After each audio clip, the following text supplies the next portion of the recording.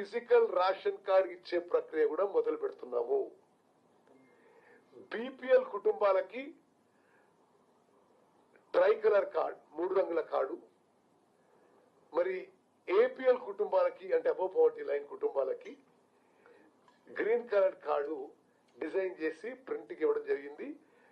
మరి అవి వస్తూనే డిస్ట్రిబ్యూట్ చేస్తాం. ఇప్పుడు కార్డు ఉన్నా లేకున్నా ఈ అప్రూవ్డ్ లిస్ట్ లో ఉంటే సన్న రకం బియ్యం 1 ఏప్రిల్ నుంచి లాగు అవుతుంది. దయచేసి ఇది మీరు గమనించాలి. మీరందరూ చాలా చైతన్యవంతులు.